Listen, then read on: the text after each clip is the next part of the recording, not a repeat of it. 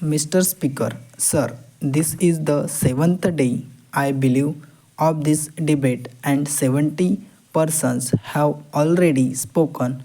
I am the 71st in the long procession. I have been hesitating whether I should take up the time of this house in this marathon race.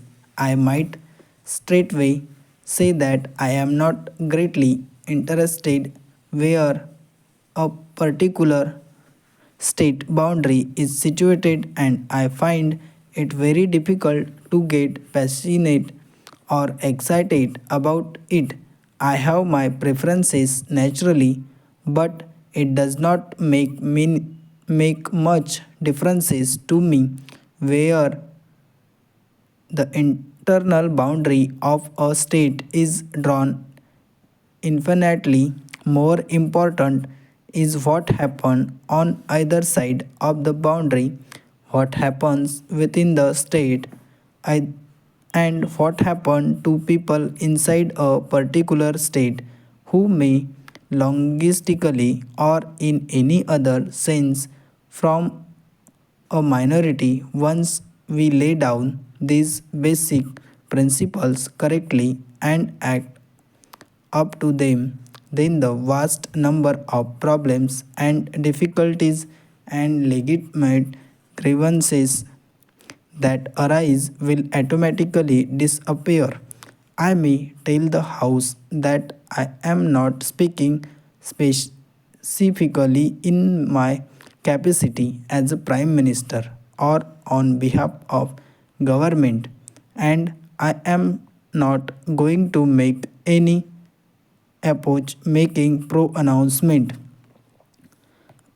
We in government have been considering this report and other matters that flow from it for the last many weeks, and we shall continue to consider them till we come up to this house with our recommendations. Therefore, it will not be proper for me or for any other members of government to speak in any tone of finality about this matter, but I may give expressions to my own inclinations in regard to the recommendations of the report and the other suggestions that have been made.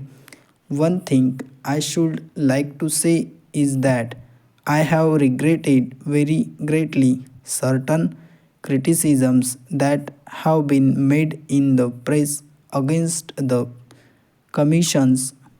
One can criticize the Commission's recommendations, of course, but to bring a charge of unfairness is itself unfair. It is the kind of approach which will make such work much more difficult.